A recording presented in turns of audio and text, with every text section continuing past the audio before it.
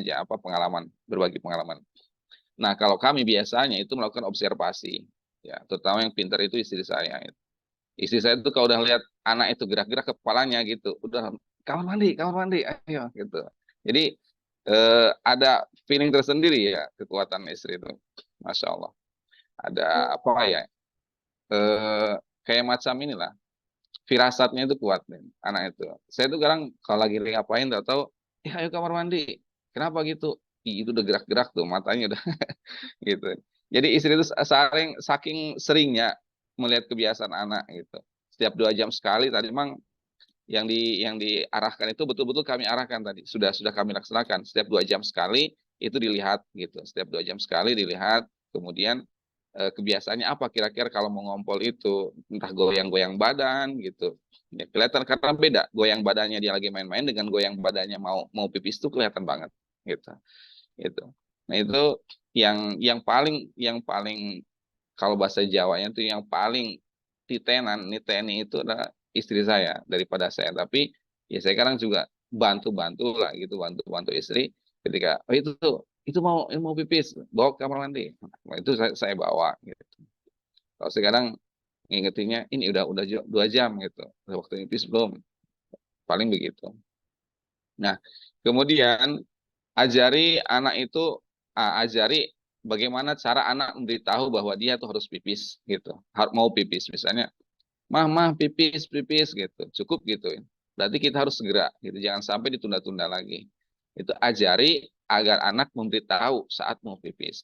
Nanti kita bantu untuk mengantarkannya ke kamar mandi atau mungkin dengan cara lain. Ini tahapan ya. Nanti setelah tahapan memberitahu itu, kita bantu anak kita ke kamar mandi.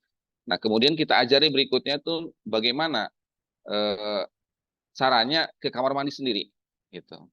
Kemudian kalau ternyata masih belum bisa itu diingatkan, itu nanti kalau mau pipis lagi harus ngasih tahu, gitu. Itu harus ngasih tahu. Itu tadi dengan cara ngasih kode ya, pipis pipis, mah kadang begitu. Nah, kita harus harus paham itu. Kemudian tadi ini ini setelah ternyata anak memiliki kebiasaan itu memberitahu kalau mau pipis gitu, kemudian kita juga sudah mengingatkan setiap dua jam sekali gitu. Itu anak mampu melaksanakannya maka kita berikan apresiasi. Seperti tadi Bu Haji sudah sampaikan, apresiasi itu dengan acungan jempol, pelukan, kemudian tepuk di punggung gitu ya. Hebat ya, putra mama udah bisa pipis sendiri, putra mama udah bisa ngasih tahu gitu kalau mau pipis gitu. Kemudian berikutnya ajari membuka celana gitu. Setelah mereka mampu, kemudian diapresiasi. Kemudian juga kita orang tua terus mengajar anak istinja. Bagaimana caranya ngisang kalau bahasa Sundanya ya. Apa istinja, bersih-bersih dari apa namanya? Dari pipis atau eh, cebok ya, itu bahasa cebok dari pipis ataupun dari buang air besar gitu. Tapi yang kalau anak-anak usia 2 tahun itu cukup dengan apa namanya minimal mereka tuh mampu untuk memberitahu bahwa ini mau pipis ya. Kemudian kita aja kamar mandi. Syukur-syukur kalau memang udah mampu mampu pipis di kamar mandi dengan sendirinya. Berarti sudah mantap banget ya. Dalam usia 2 tahun dia mampu seperti itu. Nah, ada orang-orang juga sebagian orang tuh mereka membeli tools, membeli alat-alat ya, termasuk dari toilet training. Ini ada di sini tuh bentuk toilet mainan ini. Ini termasuk di antara yang hijau ini nanti dikasih apa namanya? Ada yang dikasih lap, kemudian dikasih plastik gitu. Nanti anaknya bertengger di situ, kemudian buang air kecil ataupun air besar.